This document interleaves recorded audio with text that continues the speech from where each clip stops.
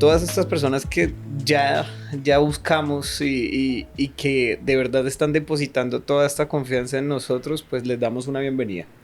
Bastante importante porque esto es uno, digamos, de los puntos y de los pasos más importantes que estamos dando. Y es dar la cara, ¿no? Como decir eso, ¿cierto? Es distinto que de hacer consulta realmente. Porque uno pues está, digamos, en el enfoque, en haciendo las cosas completamente desde lo que le enseñaron a uno a hacer la actuación médica.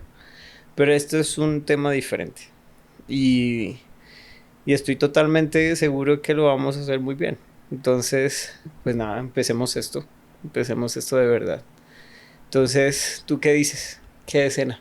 Bueno, esto es bastante complicado realmente, ¿sí? Estar teniendo tantas cámaras encima, tener tanta gente alrededor es difícil. Pero bueno, vamos a intentarlo. Bueno, cena. Cena. Cena yo creo que es un compendio de vivencias, de experiencias y es una historia de vida. Yo realmente también veo que escena es como si fuera pues como un constructo, ¿no? Como una filosofía que se va construyendo poco a poco. Hemos encontrado, pues no, digamos ya establecida, pues como le dicen, no sé, budismo, sí, zen, pues todo el tipo, digamos, de cosas que ya están establecidas como una filosofía, una religión o digamos un modus vivendi completo. Pero yo creo que esto que estamos construyendo, esto que se está haciendo poco a poco, paso a paso, es una filosofía como tal, sí, como su nombre lo dice y pues digamos lo que nosotros hemos querido organizar es bienestar. Y es un bienestar que no es superfluo, no es un bienestar superficial, es un bienestar de verdad, el que cuesta, el que duele, pero que hay que defender. Bueno, y además fue una historia bien curiosa. No, total. O sea, porque de verdad nunca fue mi propósito o fue el propósito de nosotros que, pues digamos, en mi caso personal, dedicarme a la medicina funcional, sino que la vida nos fue llevando a ese punto. Y, y como dicen, fue una serendipia Sí. de la vida y de las circunstancias. Sí, es bien curioso cómo se van dando las cosas y realmente en el transcurso de todo lo que vamos a hablar, no solamente hoy, sino durante todo el tiempo que vayamos a hablar, se van a dar cuenta pues que realmente es bastante, Es una bastante, telenovela. sí, como lo pudieran decir. Pero, ¿qué escena? Yo creo que es esa búsqueda, sí, es esa búsqueda, pues que no debe parar nunca de estar bien, sí, pues estamos vivos, ¿no? Sí, el día que vayamos a morir, pues ya ahí se acabó pues, el quest, la búsqueda como tal, esa vaina que hay que, detrás de, digamos, ese ímpetu de ir buscando las cosas. Y además algo bien bonito fue que Cena nace realmente, eh, o empieza más bien su historia en el fondo, en un pozo negro, re negro. Un abismo muy fuerte. Ahí yo creo que lo más importante que debemos empapar a la gente acerca de esa historia es empezar, digamos, entendiendo de dónde vienes y qué pasan con ese tipo de cosas. O sea, si nos empezamos a comentar todos los tipos de adjetivos y de cualidades que tú tienes, nos dan para hacer como 20 temporadas seguidas. Sí, nos tienen aquí hasta las 3 de la mañana grabando y grabando y grabando. Pero lo primero que yo digo es que yo siento mucha admiración por ti por un tema muy importante. Antes de que fuéramos amigos, o sea, desde el principio, antes de que fuéramos esposos, que éramos amigos y todas las cosas, yo vi cómo eras, o sea, en el sentido de que aguantabas no solamente dolor físico, sino dolor emocional. Y aún así no entrabas en ese proceso que muchas personas hacen, que es descargarse en el otro. Entonces, eso es admirable porque cargabas con tu dolor, cargabas con tus cosas, cargabas con tu pena, con tus tristezas.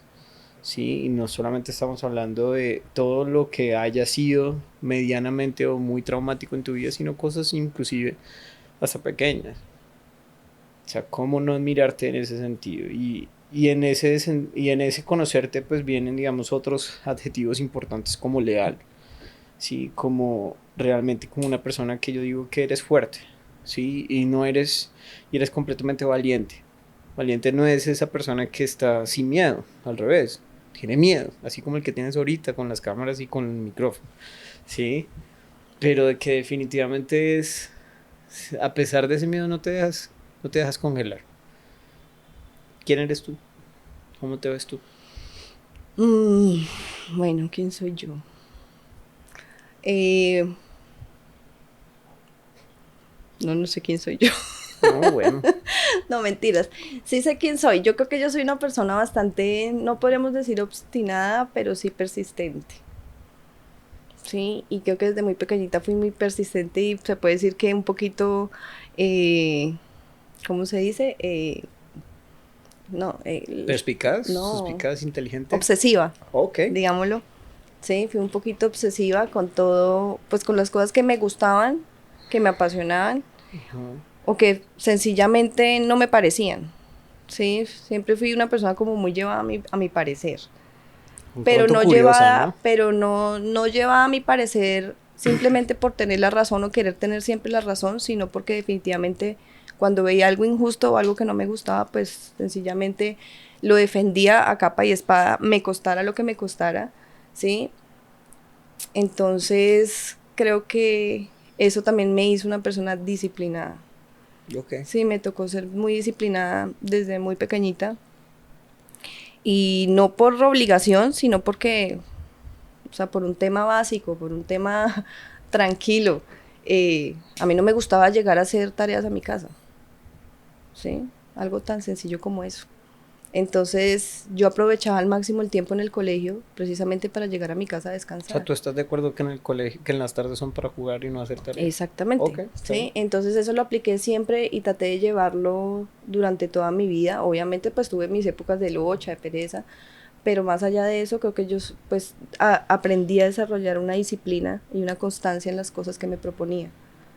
Pues vieja, te despiertas a las 4:30 de la mañana a meditar, a estudiar, después a ir a trotar, después a hacer ejercicio, a hacer las otras cosas de la casa y del día a día y después seguir haciendo consulta y eso. ¿Y cómo no le vas a decir disciplinada? O sea, Führer de pronto te digo.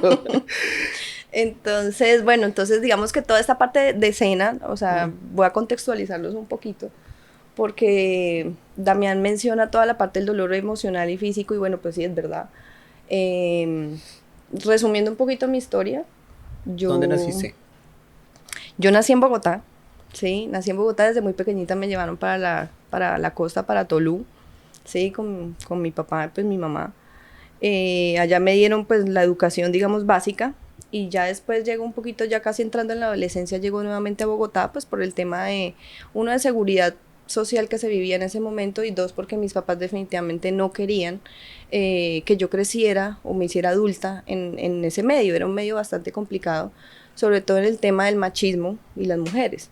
Y Sí. creo que eso fue pues un tema siempre como súper importante para, sobre todo para mi papá, mi mamá también, pero obviamente mi papá, pese a ser de allá, él lo identificó rápidamente y pues definitivamente dijo, la tengo que sacar de allá. Ok. Entonces llego yo a Bogotá, termino prácticamente el bachillerato, y desde muy chiquitica ya yo mostraba para dónde iba. Entonces mis regalos de Navidad eran microscopios, batas, fonendoscopios, sí, bueno. Total, así llego a la Sabana, ¿sí? Estudio, pues estudio medicina, ¿sí? Me gradúo de medicina. Pero durante la carrera me doy cuenta que habían cosas que no puedo decir que eran malas, pero definitivamente habían cosas que en mi cabeza pues como que no computaban, ¿sí? En cuanto a los procesos de enfermedad, en cuanto a los tratamientos, en cuanto a muchas cosas de Sí, ese no, estilo. normalmente nos damos cuenta de eso en algunas cosas, ¿no? O sea, pues hay personas que realmente pueden seguir con las guías y con todo lo que nos enseñan en la universidad, pero definitivamente hay algunos datos, hay algunas otras personas que se dan cuenta que como que no están curando, ¿cierto? Sí, exacto. Entonces, como que bueno, pero igual es lo que a uno le enseñan y pues en ese momento la prioridad obviamente era terminar la carrera y sacarla pues lo mejor que se pudiera. Ok. Mm, Durante ese transcurso yo me caso muy joven, yo me caso a los 23 años. Eh, ¿Por qué? No, no lo sé. Supongo que tenía que aprender muchas cosas. Pero bueno, finalmente me caso y a los 26 años tengo a mi hijo. ¿Sí? De hecho, o sea, esperé a graduarme. Era tan obstinada y tan disciplinada en todo, que mi hijo fue perfectamente planeado. O sea, no fue un error, no fue un accidente, fue perfectamente planeado. ¿Sí? Y así fue. Nace Juan José. Y es algo, una bendición. Juanjo para ti, digamos, en ese tiempo que yo te vi a ti con Juanjo, pues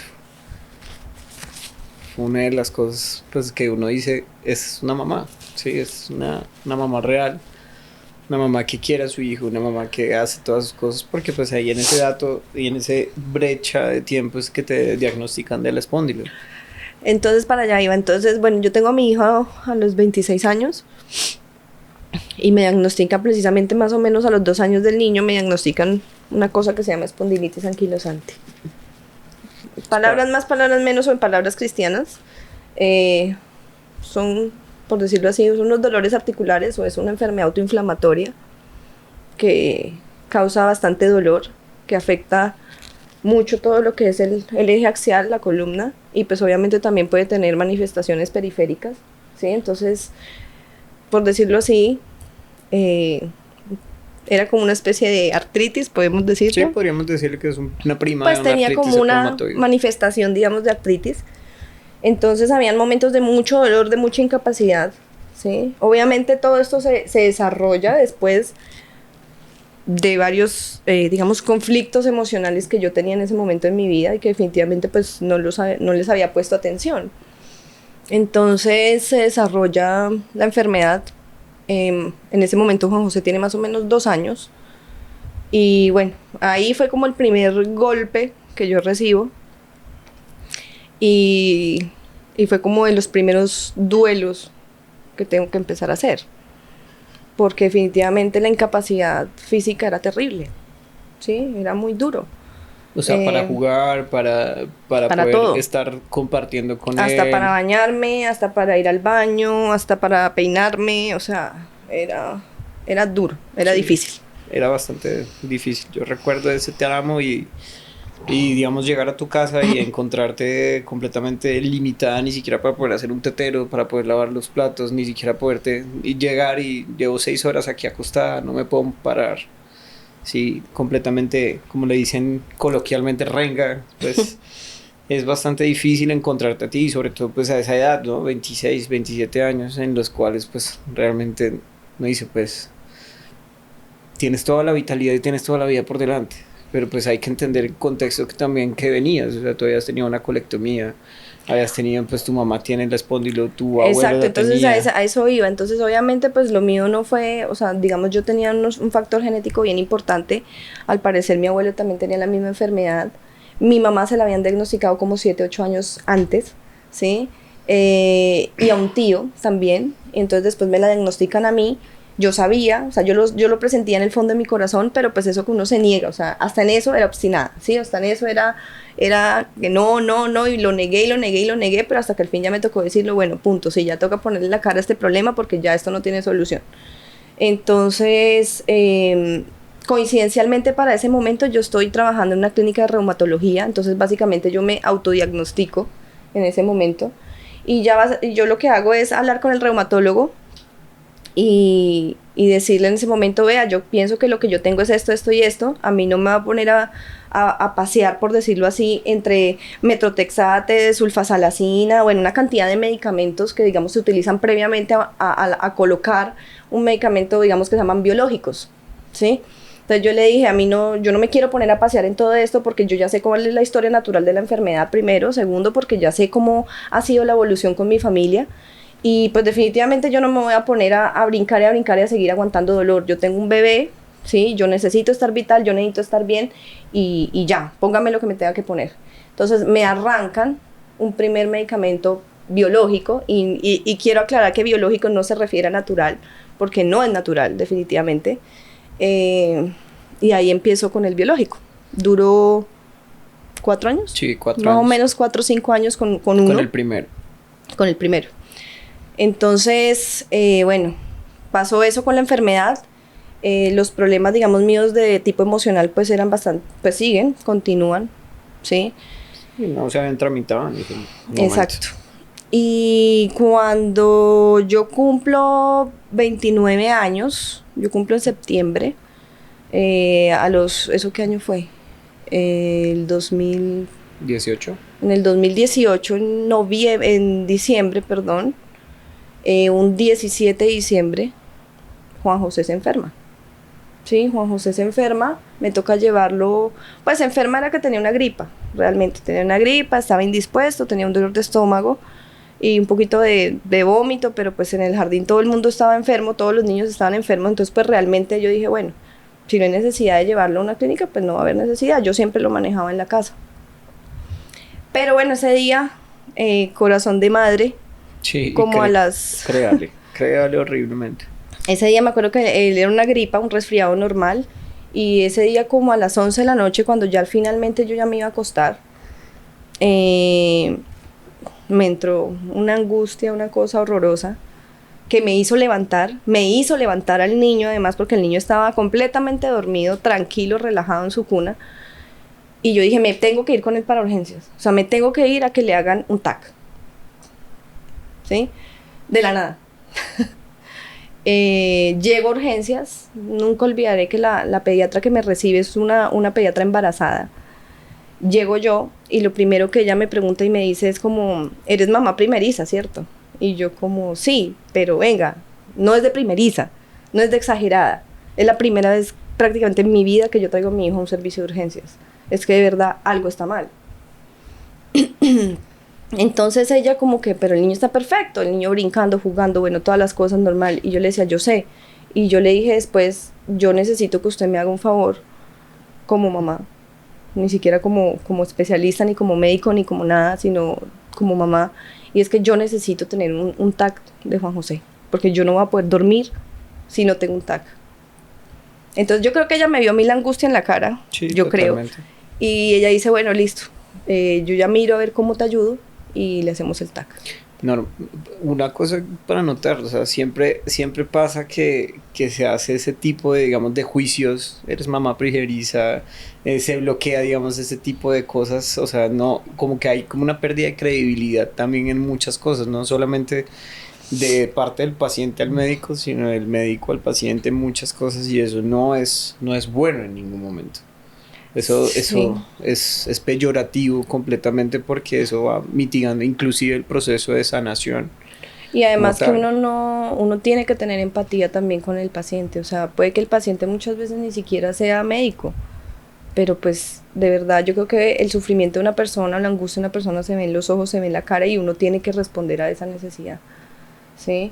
Entonces, bueno, ella finalmente me dice que sí, que va a tomar el TAC, toman el TAC. Yo sentía todo el tiempo un nudo en el corazón, o sea, era una angustia. Y finalmente, bueno, a las 5 de la mañana sale el TAC. Y me acuerdo que me llama la pediatra de turno, ya me habían cambiado de turno, y ella me dice que sí, yo soy la mamá. Y yo le digo sí. En ese momento yo era todavía médico general. Entonces ella me dice, ¿tú eres médico? Yo le digo sí. Bueno, me dijo, ven por favor. Y yo, ok. Ella empieza a hablarme y ella empieza a mostrarme la imagen en el computador. Y yo no sé si ustedes se acuerdan cuando había caricaturas que muestran como que hablan por un tubo y que deforman la voz de la caricatura. Bueno, así, tal cual. Yo la veía a ella como si estuviera a kilómetros mío y como si me estuviera hablando por un tubo. Yo no entendía nada, yo solamente miraba la pantalla del computador. Y empecé a ver una imagen. Y ya después, cuando ya otra vez como que mi cerebro conecta, ella me dice, hay un sangrado en una parte del cerebro. Y obviamente pues yo ya lo había visto. Y yo en ese momento sentí que mis piernas no existían. sea, casi me caigo, me tocó agarrarme de la silla porque casi me desplomo. Desde ese momento yo empezó mi sufrimiento. Entonces, pues realmente fueron unos días que yo creería que son catastróficos. O sea, no creo que haya otro tipo de adjetivo para definir eso.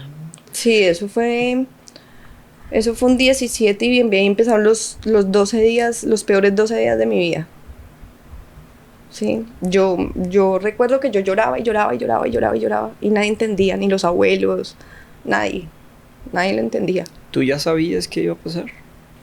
Sí, yo creo que sí, yo lo sentía. O sea, tenías claro y estabas, digamos, como preparante para ello, o estabas guardando esperanzas, o Yo cómo lo era? presentí y lo presentí mucho tiempo antes. Y esto va a sonar esotérico, brujería, y van a decir que yo soy una yogi, quién sabe por allá. No.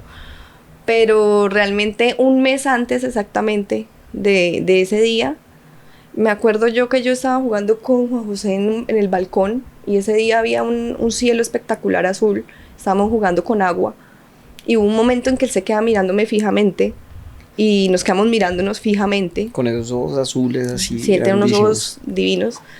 Y después de que nos quedamos mirándonos como 10 segundos, yo lo abracé y yo le dije, no me vayas a dejar.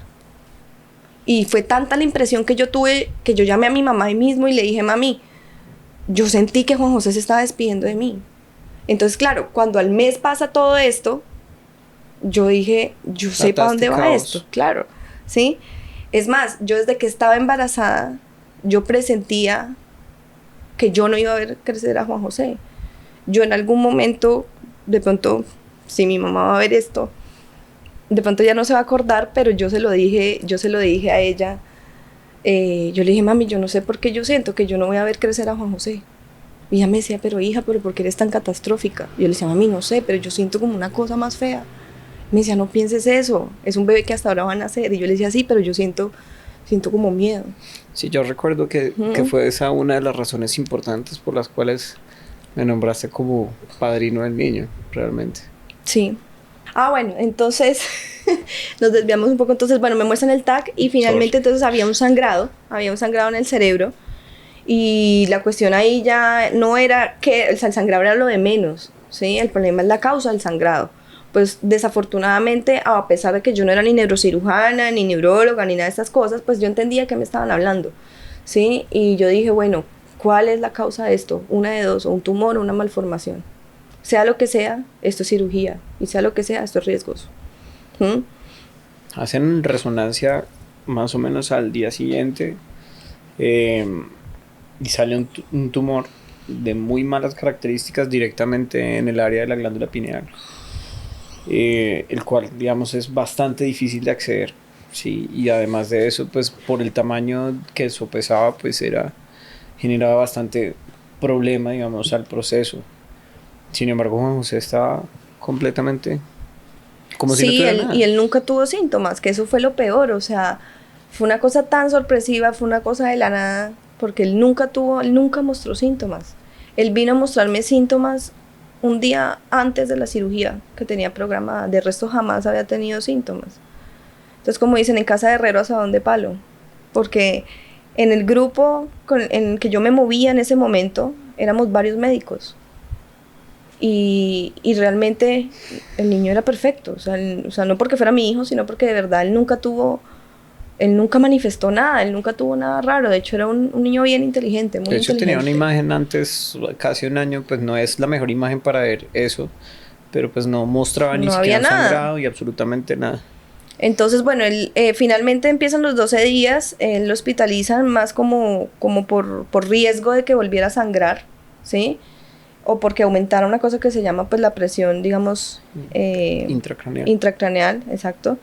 Pero realmente antes empiezas a reabsorber y hacen otra vez imágenes de control y se dan cuenta que el tumor ya no tenía la medida que tenía, sino que tenía casi 1 centímetro más, como 8 milímetros más. O sea, estamos hablando de que es un y con una diferencia de una semana, ¿sí? Entonces, obviamente, pues eso desconcierta a todo el mundo y dice como, bueno, ¿y esto qué es? Pero bueno, pueden haber artefactos, pueden haber errores en medición, los aparatos son aparatos, finalmente también pueden fallar y bueno, la cosa queda así. El niño lo programan para la cirugía el 27 de diciembre a las 6 de la mañana. Entonces el 24, el 23 de hecho, yo hablo con el neurocirujano y le digo que por favor me deje llevar al niño. El niño estaba súper bien, que me deje llevar al niño y yo le dije, es que yo quiero que él pase la última Navidad en su casa. Y él me mira como diciendo, pues como no digas eso, no seas pesimista. Y yo le decía, yo sé, yo lo siento, ¿sí? Entonces él me dice, bueno, sí, estamos de acuerdo, el niño está súper bien, ha evolucionado súper bien, llévatelo y nos vemos acá el 27 a las 6 de la mañana. Y así fue, ¿sí? Llegamos ese 27, entra cirugía, que estaba programada para 6 horas, termina siendo una cirugía de 14 horas. Sí, total. El primer tiempo salen a las 7 de la noche más o Fue menos. un primer tiempo como de 11 horas, si no estoy mal. Cuando sale ya de la cirugía sale bastante mal y tienen que volver al quirófano ahí mismo y fueron 3 horas más, ¿sí? Entonces yo en el momento lo único que pensaba era lo que sea que vaya a pasar, pero que sea rápido. Yo no quiero que esto sea un sufrimiento para él, yo no quiero que él esté conectado a una máquina meses, ni quiero eso para él, y mucho menos pues también pues para mí, ni para la familia, o sea, los abuelos, todo el mundo. Sí, eso era un sufrimiento, digámoslo así, innecesario. Y más que todo por él, porque definitivamente si él no iba a volver a ser el niño que era, pues no valía la pena tenerlo simplemente por mi egoísmo, a tenerlo en este mundo. Finalmente él fallece, ¿no? 29 de diciembre del año 2018. Sí, después de haber estado más o menos unas 40, casi ya iban a ser que 40 horas en UCI. Posterior revisión de esto, muchos altibajos y al final de cuentas tuvo muchos paros y esto fue realmente difícil porque pues la persona que al final de cuentas hace eres tú, que no más. Sí, eso entonces fue también difícil porque, o sea, para contextualizarlos un poquito, yo llevaba prácticamente 12 días en que no dormía, por más que trataba de dormir, no podía dormir, en que comía, vivía a punta de chocolate, sí, o sea, nada más, porque a mí no me provocaba nada más, en que me medicaba y bueno, me medicaste hasta decir no más. Tenías un rash horrible. Sí, o sea, y me medicaste hasta decir no más como para tumbar un caballo para dormir. ¿Sí? Y yo así todo, era tanto el estrés y el cortisol que me inundaba que yo no era capaz de dormir. Desarrollé hasta un rash, hice un rash del cuello para abajo como si tuviera varicela. Me rascaba todo el cuerpo, o sea, era una cosa impresionante. No respondió a ningún antihistamínico, a nada. En ese momento hasta creo que hasta un corticoide me colocaron un día, creo que fue una dexametasona, no me acuerdo. Nada, no me servía nada. Me bajé, en 12 días me bajé 14 kilos. ¿Sí? En esos 12 días. Y finalmente, bueno, el último día, ese 29 como a las... No, era el 28. Todavía. A las 10 de la noche, finalmente me empepan, me mandan a dormir. Logro dormir aproximadamente 10 minutos, 15 minutos. Y en esa recibo una llamada que pues era avisándome que me tenía que ir para la clínica nuevamente. Y yo ya sabía que iba. ¿Sí?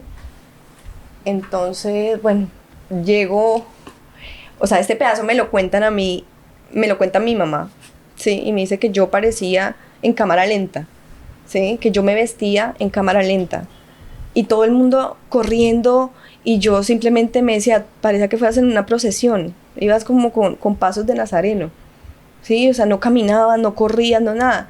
Entonces yo ya después, acordándome de todo eso, yo le decía, es que yo sabía que iba y yo no quería llegar a ese punto que me tocó llegar. Entonces llego al frente, pues a la UCI nuevamente y lo que me encuentro es una cosa, o sea, yo creo que habían por lo menos 30 personas en esa habitación, 30 personas encima de Juan José. Eso fue catastrófico. O sea, había un árbol como de 32 bombas, 36 bombas, supliendo cada una de las funciones vitales de Juanjo cada una de las hormonas, sueros, medicamentos para mantener todos los parámetros que él debía tener, pero no estaba funcionando su cerebro, no estaba funcionando bien todo su sistema nervioso, y realmente ya era algo que lo que habíamos dicho en algún momento después de cuando comparamos notas, ¿no? Que si no iba a ser el niño Sí, definitivamente eso no era. que conocíamos, pues entonces que no. Entonces llego yo en ese momento y me acuerdo que yo me siento enfrente de la habitación porque yo ni siquiera cabía, o sea, había tanta gente en la habitación que yo ni siquiera cabía.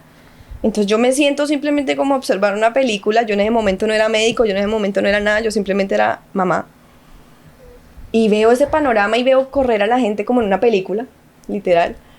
Y ya llega un momento donde se me acerca a mí la intensivista y me dice, Alba, llevamos 40 minutos reanimando, pero nosotros hacemos lo que tú quieras, ¿sí? Entonces yo en ese momento dije, no, pues, o sea, definitivamente no, o sea, yo creo que el amor no es egoísta, ¿sí? Y fue el trauma más valiente que pudiste haber hecho. Y en ese momento me toca levantarme y llegar a la camilla y quitarle a Juan José encima a todos los médicos, enfermeras, todo lo que había encima de él. Y decirles, no más, no más, no más. Ya no más, ¿sí? Ya no más, ¿por qué? Porque pues médicamente igual después de 40 minutos de reanimar su cerebro ya no había cerebro, ¿sí? Ya no habían órganos. Entonces, bueno, así fue. Y eso sucedió más o menos como a las 12:04 de la mañana del 29.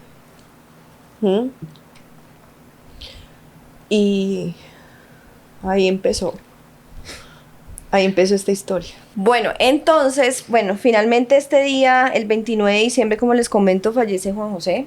En ese momento mis circunstancias de vida fueron, se puede decir que catastróficas. Yo sentí que el mundo se me acabó, o sea, la vida se me acabó. Yo para ese momento estaba empezando la especialización en epidemiología. Sí, en epidemiología en el Rosario. Me acuerdo que cuando el niño fallece yo empezaba nuevamente semestre como a los 15 días, más o menos. Sí, más o menos. Empezaba como a los 15 días. Lógicamente todo el mundo me decía pare, cancele el semestre, pasemos la carta. La misma universidad en algún momento me apoyó y me dijo como si usted quiere cancelar, le congelamos el semestre, no hay ningún problema. Pero lo que hablamos, o sea, yo tenía un compromiso, era obstinada, pero también mi disciplina, digámoslo así. Yo dije, no, o sea, yo voy a continuar, yo no sé cómo voy a hacer, pero yo tengo que sacar esto adelante. Porque empezando que yo iba a ser ginecóloga.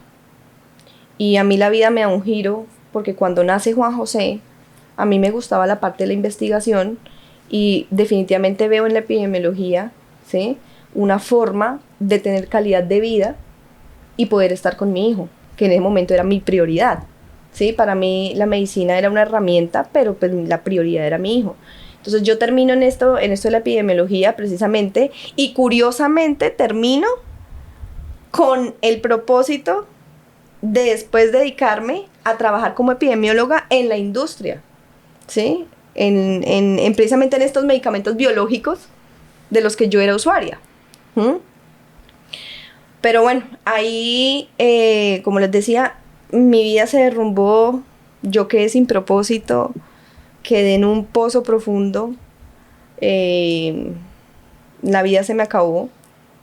Al mes más o menos que el niño fallece me divorcio, ¿sí? Como les contaba, yo tenía una situación emocional bastante complicada, me divorcio.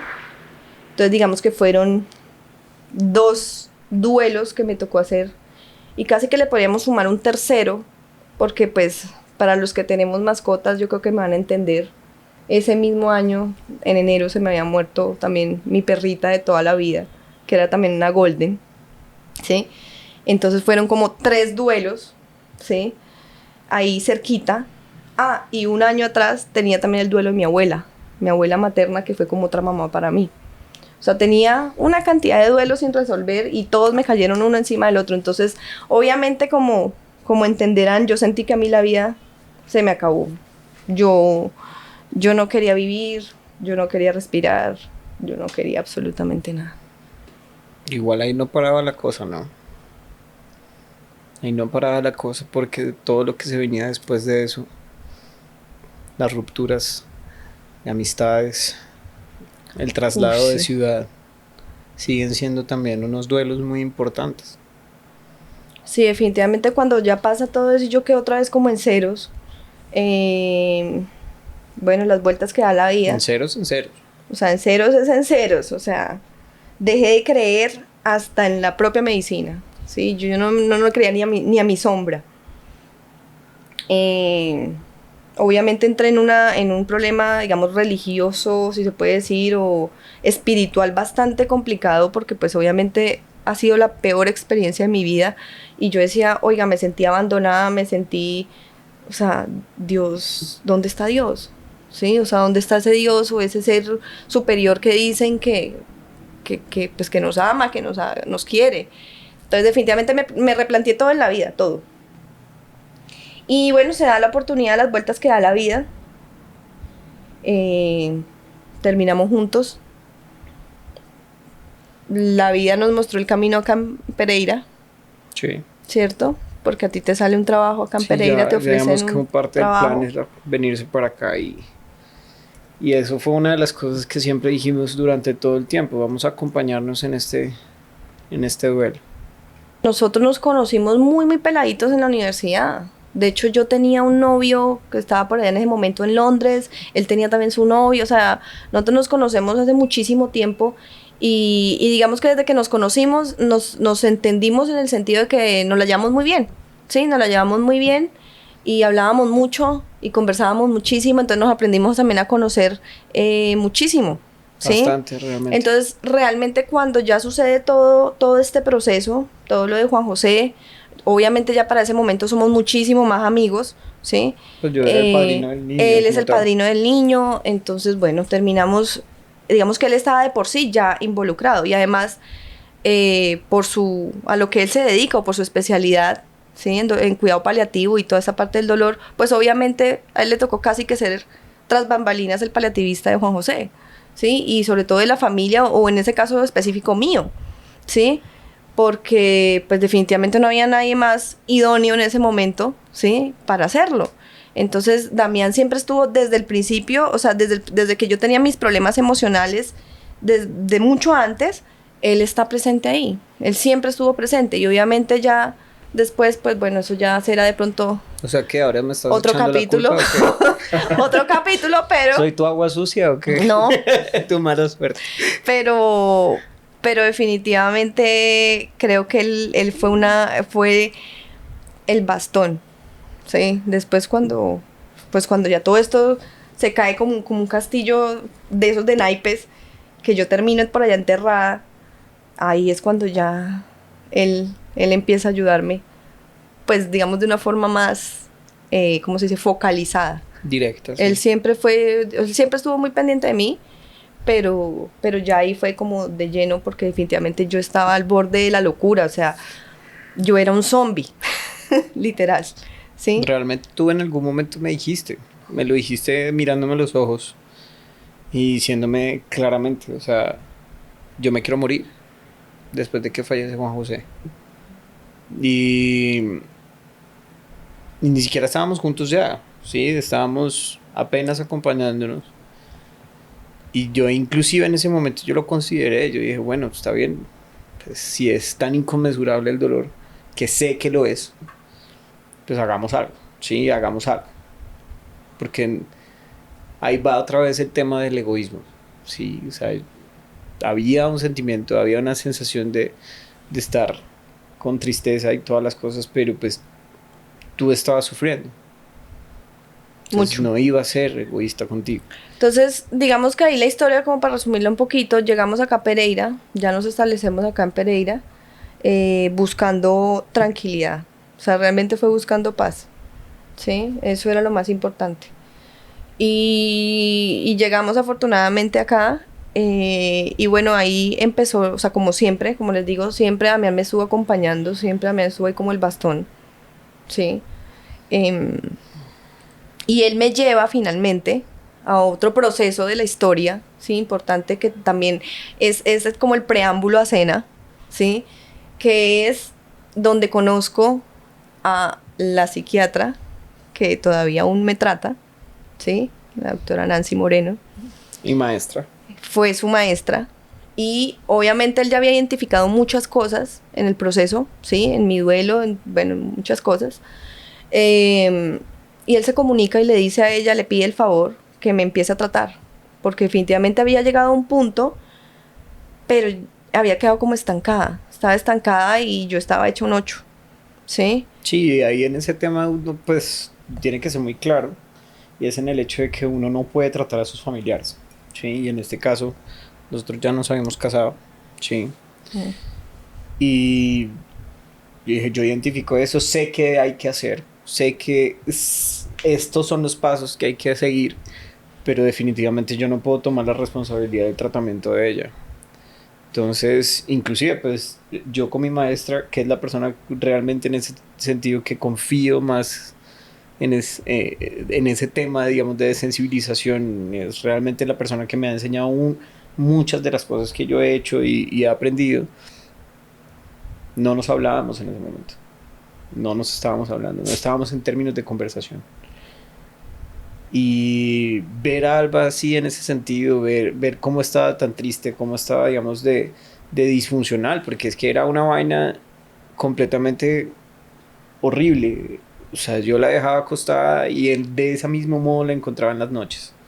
Dejaba post-its por todas partes con notas diciendo esto es agua, tómate esta pastilla, aquí está la comida, la vecina viene, todo. Y era horrible, sí, era horrible porque verla visto en todo su esplendor previamente, digamos, en la forma en que era con Juanjo, en su universidad, cómo era de brillante, sí, cómo era de responsable completamente y ni siquiera pararse a bañar, ni siquiera hacer chichi realmente. Y suena inverosímil que una persona no se quiera parar a hacer chichi, pero ella no se paraba. O sea, así como, digamos, la huella en el colchón, la huella estaba puesta, ¿sí? Y era realmente, Triste. sí, devastador, realmente. Bueno, Yo y a creo, eso sumémosle que obviamente todo el proceso del duelo, o sea, lo de Juan José fue como la cereza del pastel, pero pues definitivamente eso empeoró mi enfermedad. Sí, empeoró mi enfermedad. A mí en ese momento el reumatólogo me cambia el medicamento, me pone otro tipo de medicamento. Eso me tocaba aplicármelo y chuzarme cada rato el abdomen, las piernas, los brazos, no. donde hubiese tejido graso, ahí yo me tenía que Y inyectar. gritaba, y cada vez que Y llegó el colocaba, punto donde ya hice como tanta sensibilización que hasta ponerme, era como una agujita de insulina casi, y yo sentía como si me estuvieran clavando un puñal en todo el cuerpo. Entonces, eso fue otra de las cosas donde yo dije como caía el pelo, definitivamente, borbotones sí, así. se me caían las monedas de pelo, me llené de un hongo en todo el cuerpo, las uñas se me quebraban, perdí 3 dientes, pues 3 cordales, o sea, estaba muy inflamada, muy limitada, muy todo. Entonces yo dije, no, oiga, esto no es vida. O sea, si esta es la vida que me va a tocar vivir, definitivamente esto yo no lo quiero. Entonces tengo 2 opciones, que es o vivir bien o no vivir, ¿sí? O sea, no más. Y obviamente estaba también medicada por toda la parte de psiquiatría, Y súper cada vez medicada. hacía una reacción adversa a cada una de las Y a eso voy, o sea, medicaciones. el cuerpo es demasiado sabio, o sea, el cuerpo sabe perfectamente cómo curarse, el cuerpo sabe cómo responder a las cosas, porque desde un principio yo no quería estar medicada, yo no quería estar dopada, yo no quería estar en ese estado mental como tan nublado, y mi cuerpo lo rechazaba. O sea, Totalmente. una tras otra hice unas reacciones adversas. Total, terminé hablando con mi psiquiatra y ella estuvo también de acuerdo conmigo, y yo le dije, yo no quiero más medicamentos. Y eso fue, digamos, ¿Sí? verte así en ese sentido fue el puente que nos hizo hablar otra vez con Nancy. Ella tomó el caso, digamos, y de ahí en adelante, pues sí, pasaron, digamos, la parte de las medicaciones, el tratamiento inicial de, digamos, de psiquiatría. Ella es homeópata también, entonces Exacto, me iniciando con empieza a la tratar parte de con homeopatía. homeopatía. Yo le dije, listo, homeopatía, va para esa, o sea, de una. pero yo no quiero definitivamente más esos medicamentos porque yo vivía embotada, vivía con dolor de cabeza y vivía mal, o sea, estaba mal. Y además sentía que no estaba haciendo el proceso de duelo. Yo estaba era ahí como en la nebulosa. Digamos que el hecho de quitar todos estos medicamentos hace que, por así como dicen, que salga el Kraken completamente de todos esos sentimientos. Pero también es la forma realmente en que empieza realmente la sanación de las cosas. Exacto, porque entonces... ese es el proceso del duelo, o sea... Entonces, obviamente, la enfermedad, como les digo, estaba fuera de control, o sea, la enfermedad me tenía poseída. Entonces, un día cualquiera yo le comento a Damián y le digo como yo estoy pensando en quitarme el medicamento de la espondilitis. Obviamente en un principio pues es como así que te vas a quitar el medicamento. Entonces yo le dije, yo no quiero más, yo no soporto un chuzón más. Obviamente hay que entender una cosa y en ese sentido, pues Alba estaba intentando ser Alba.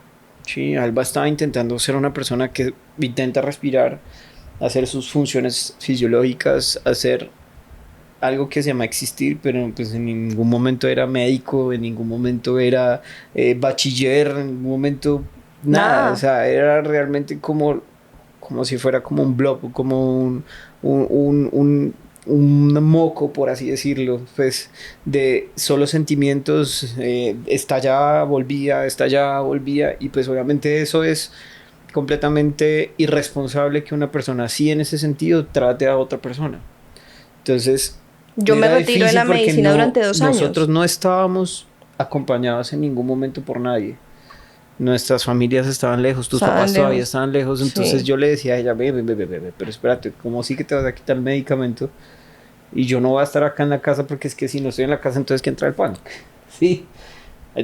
Yo todavía no me había cambiado todas las cosas, hacíamos mercado para mí y para ti. Sí, por eso, entonces ahí va el punto. Entonces obviamente yo estaba pues muy mal, la enfermedad, mal, y ya yo ya llegaba donde yo no podía inyectarme una aguja más, o sea, yo ya no podía ponerme más medicamentos, yo lloraba ya cada vez que me lo colocaba. Y era tenaz. Y duraba 3-4 horas con el dolor impresionante en el sitio de la aplicación, y yo le dije, ya, esto no es vida, o sea, esto no es vida, y cada vez notaba que el medicamento que me tenía que durar 15 días, el efecto, cada vez duraba menos. Entonces yo me lo aplicaba, los primeros 2 días eran bastante dolorosos porque digamos que hacía como una reacción ahí como compensando, entonces me dolía más.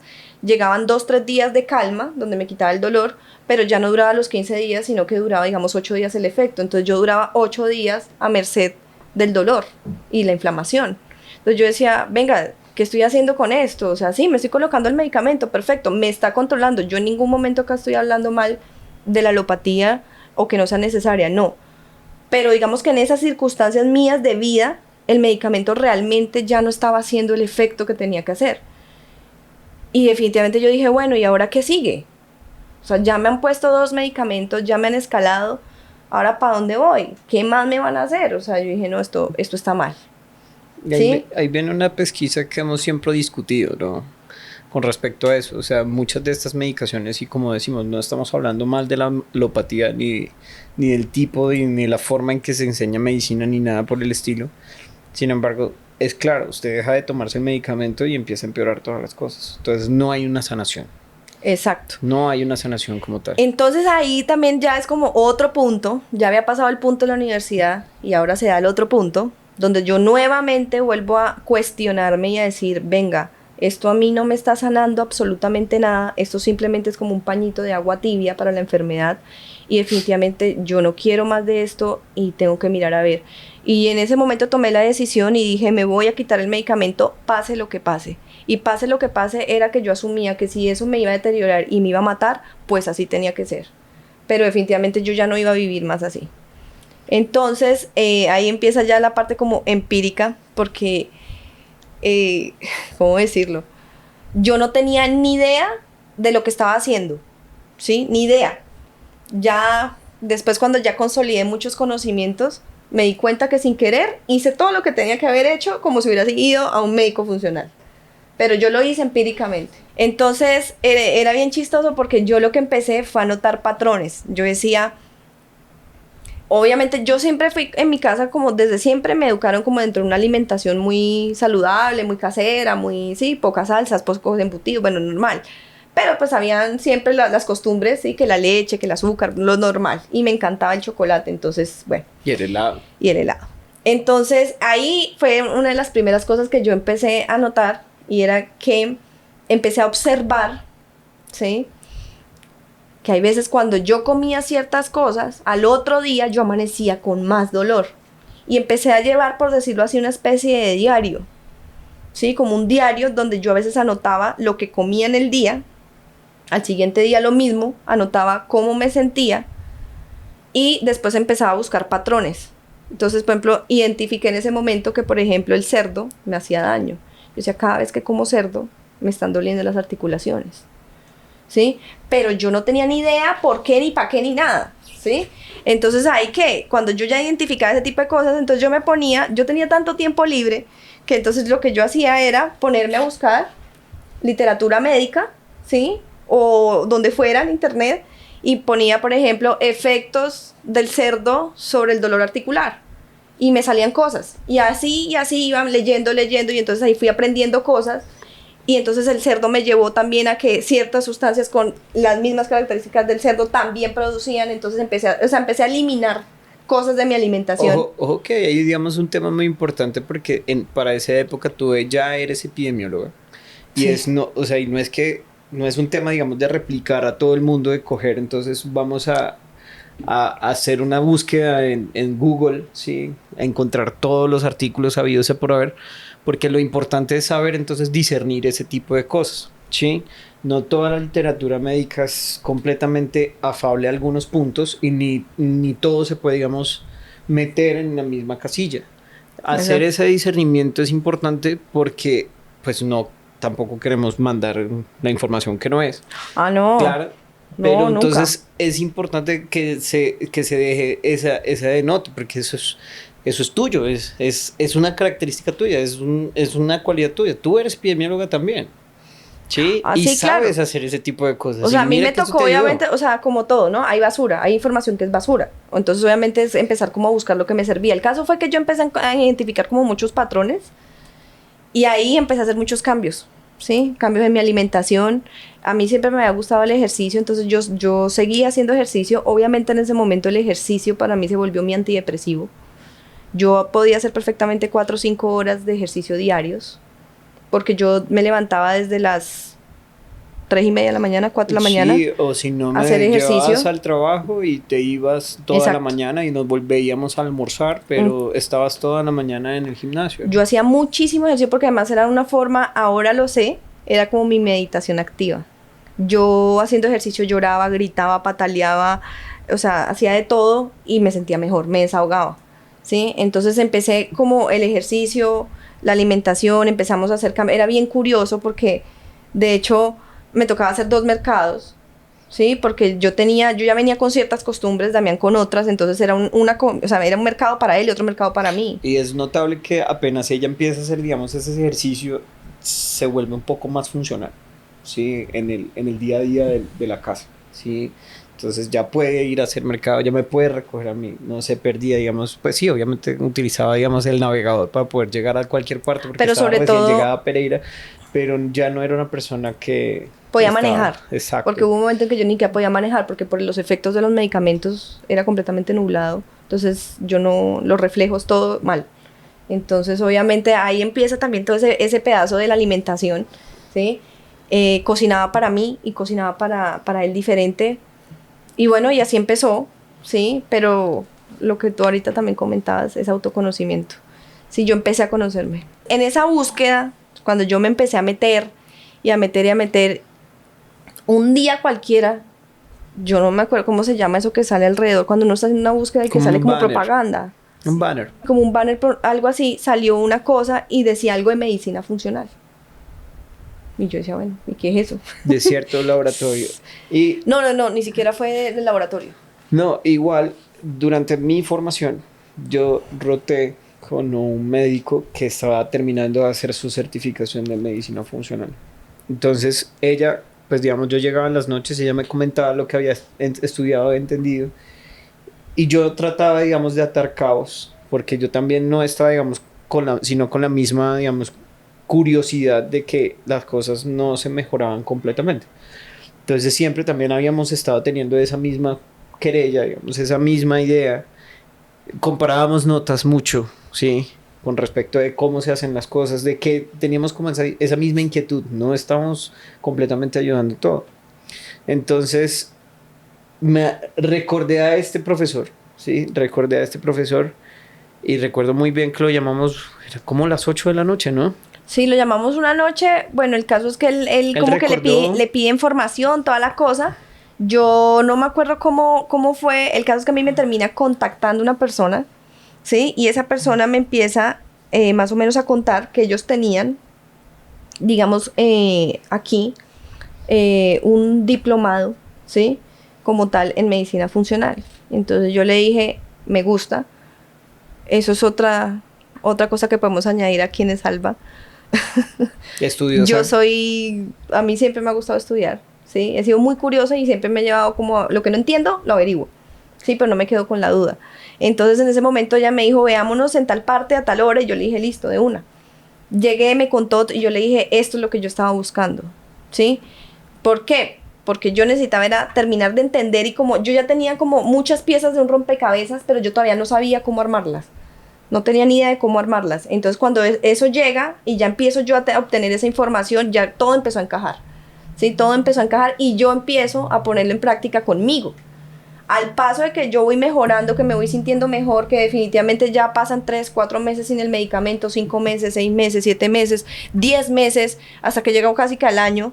Obviamente, paralelamente a ese proceso, Damián también es como, oiga, no espere. sí, Empezó a hacer cambios, se me pegó, por decirlo así, ¿sí? Se me pegó y empieza su proceso también, ¿sí? Paralelamente, pues, conmigo. Y hago yo inicialmente este diplomado y yo digo, definitivamente a mí esto me gusta, a mí esto me encanta. ¿Y por qué? ¿Por qué me encantaba? Porque era fisiología, ¿sí? O sea, todo el bioquímica. mundo piensa que la medicina funcional es solamente o sea, una medicina naturista o solamente saber de herbología o de estas, no, o sea, es fisiología, es mucha fisiología, la fisiología básica y fisiología a mí me encantaba. Y fisiología humana. Una de las cosas que a mí me llama la atención es que durante todo este proceso ya estás estudiando, ¿no? Ya empezaste a meterte, digamos, en la parte de medicina funcional, pero todo este bienestar también, digamos, yo no sé, o sea, nosotros como humanos siempre tenemos como un plan de lo que queremos hacer o lo que creemos que queremos hacer. Pero la vida tiene un plan Plan completamente diferente. diferente con uno. Y en ese tiempo, en el lugar de trabajo donde yo estaba, pues definitivamente cogí oro y necesitaron que yo hiciera consulta de otra forma. Y tú fuiste a ayudarme, ¿te acuerdas? Sí, Verte mejorar de esa forma también me dio a mí la seguridad de que tú podías, estabas como up to the challenge, ¿sí? O sea, que podías estar lista para eso y empezaste a hacer la consulta junto conmigo. sí, de hecho yo empecé a hacer la consulta y como decíamos, nosotros molestábamos, pues no molestábamos, pero sí decíamos que era como parte del proceso de rehabilitación, Totalmente. porque como yo les contaba, yo duré 2 años por fuera de la medicina, duré 2 años fuera de todo y era volverme a encontrar con un paciente, volver a generar esa empatía. Fue un proceso bien difícil porque obviamente yo estaba muy reciente de todas las cosas del duelo de Juan Y José reactiva. y estaba muy reactiva, entonces habían situaciones con los pacientes que eran muy complicadas para mí y me sacaban a mí rápidamente, me sacaban de mi foco, ¿sí? Entonces me afectaba mucho, me daba mucha rabia, me daba sensación de impotencia, entonces digamos que eso también fue un aprendizaje bien bonito porque fue también aprender como a empezar a ser empático y a meterme como, tratar de entender al otro, ¿sí? Sabiendo que de pronto lo que es o sea, el proceso de duelo de otra persona es también diferente al mío y lo que a esa persona le duele es diferente al mío y no hace que mi dolor sea mayor que el de la otra persona, sino que sencillamente son dolores y son duelos y empezar como a respetar a los demás. Eso fue un proceso y un aprendizaje bien Sí, fue importante. bastante demandante en algunos momentos. Yo recuerdo que habían días en que salía el paciente y ella estaba en furia, ¿sí? En fuego, así completo. Entonces, parte, digamos, de mi actuar médico es ayudarle a las personas a desensibilizar también ese tipo de situaciones que son dolorosas, que son tristes, y era desensibilizar al paciente, desensibilizar al familiar del paciente y desensibilizar a mi compañera en ese caso, en ese momento. Y era muy difícil. Muchos pacientes se dieron cuenta que éramos esposos, ¿no? ¿Te acuerdas? Sí, claro, porque igual no tenía ahí como la conexión. Sí, había como, Cruce, pues, cambio de luces y ya sabíamos.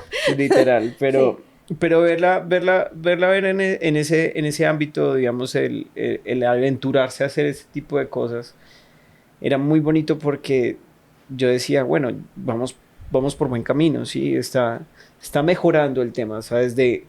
Lo que les decía, de ese moco que eras antes, ahora ya, digamos, a ese párvulo, pues, a esa crisálida de mariposa.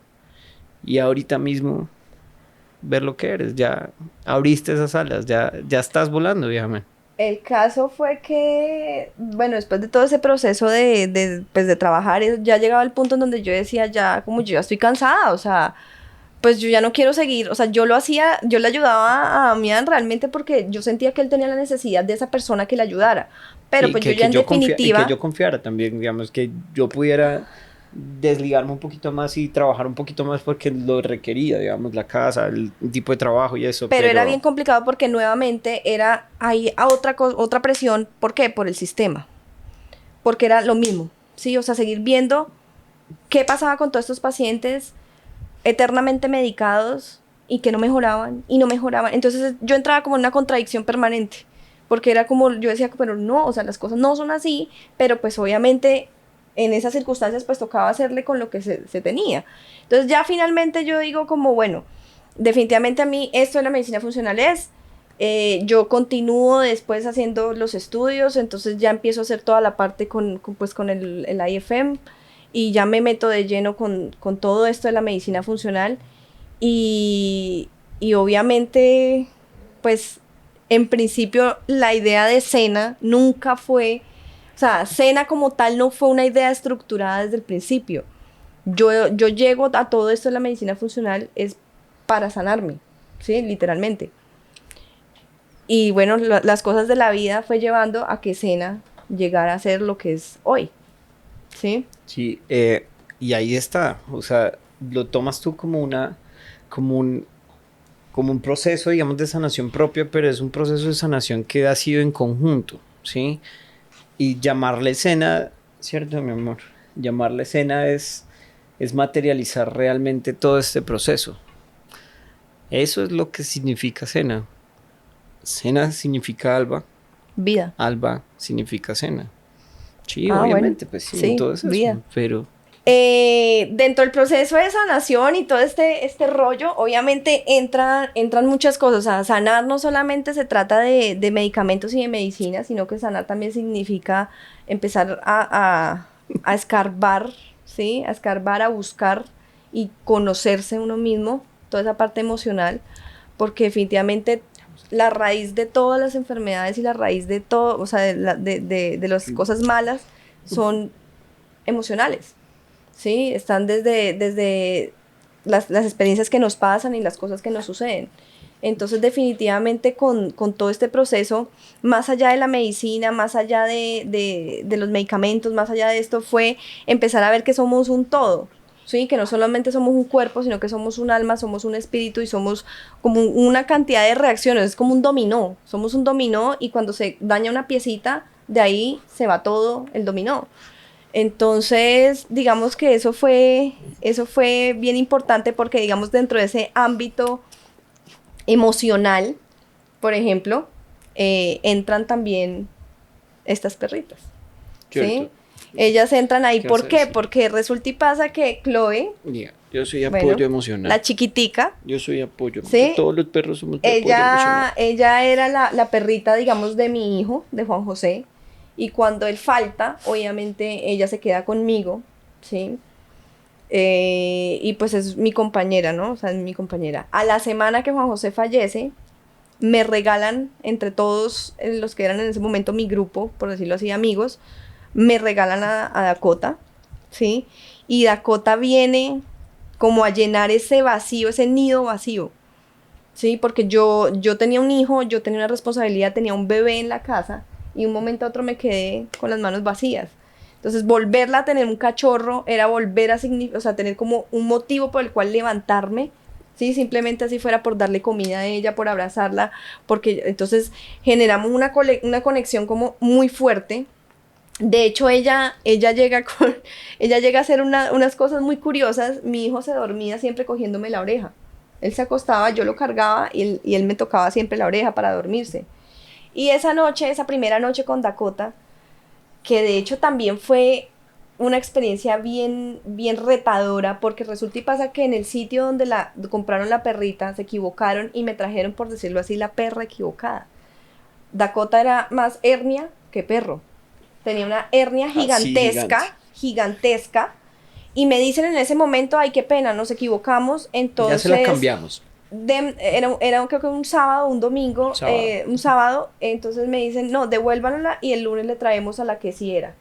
Entonces eso fue para mí como un golpe porque yo dije, no, o sea, eso es como un hijo, o sea, usted no decide si cambia los hijos, usted no devuelve los hijos. Sí, entonces yo dije, bueno, no, nada, yo me quedo con la perrita. Y además la perra llega y se te duerme de una vez aquí. De una vez la perrita se me duerme en el pecho, bueno, todas las cosas yo la veía, pero fue retador, ¿por qué? Porque fue otra vez sentir el miedo, era una hernia muy grande, de que en cualquier momento se fuera a complicar y se me fuera a morir la perrita, hasta que la pudieran operar, porque estaba muy bebé, estaba muy chiquitica. Entonces, fue otra vez como ese miedo y ese susto, y obviamente el apego que generé con ella de una vez, entonces fue como revivir un poco de esa angustia, ¿sí? Pero yo veía que ella estaba bien, la operaron, todo salió súper bien.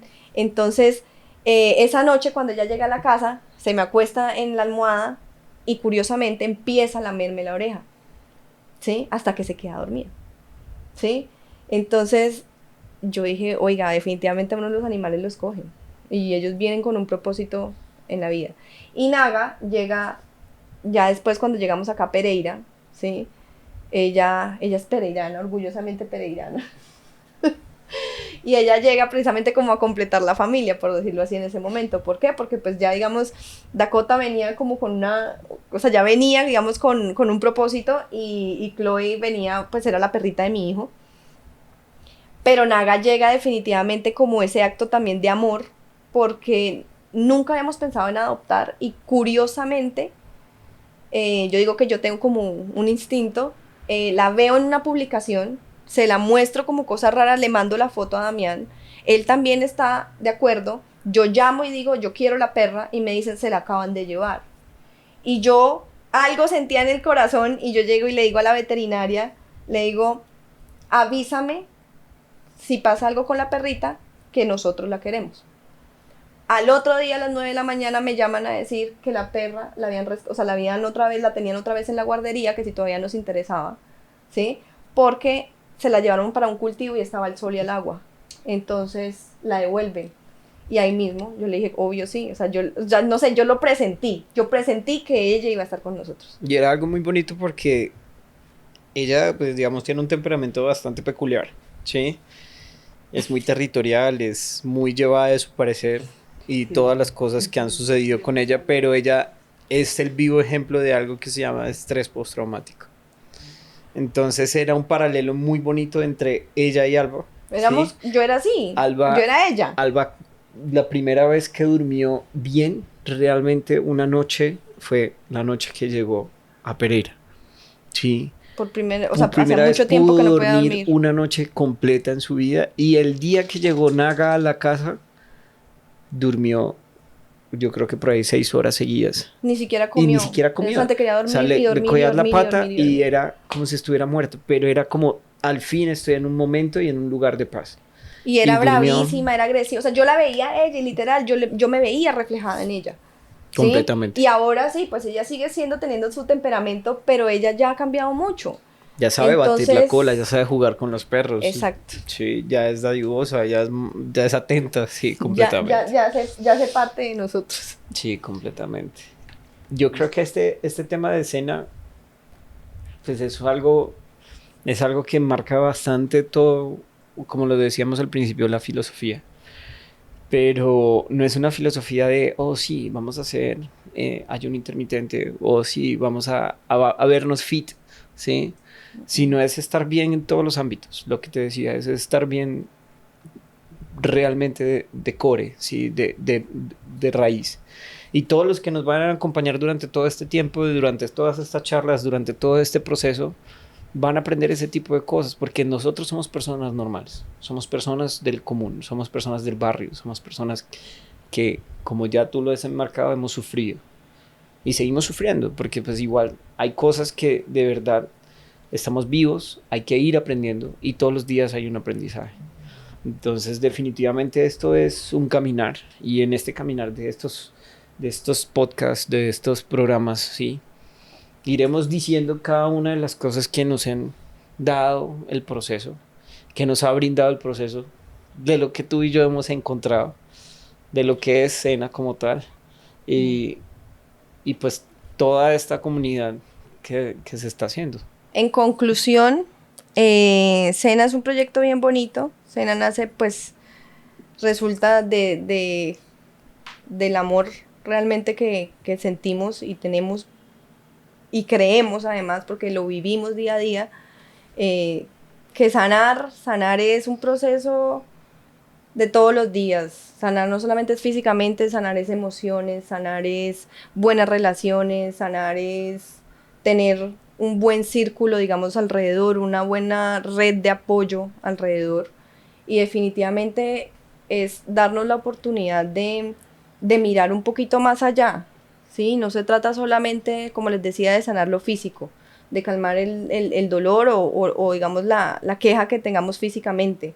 Sanar involucra buscar paz, buscar tranquilidad, ¿sí? Y como lo dice, digámoslo así, no sé si dice eslogan, no sé cómo se dice, es salud, ¿sí? Es bienestar y también es autoconocimiento, ¿sí?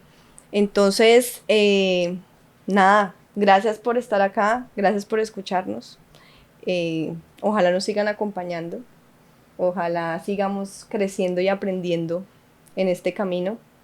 Se vienen cosas muy chéveres, muy interesantes, y yo les quiero dejar la inquietud. Definitivamente quieren sanar. ¿Qué están haciendo por sanar? ¿Qué pasos están dando cada día y qué decisiones están tomando en su diario vivir para encontrar realmente esa sanación?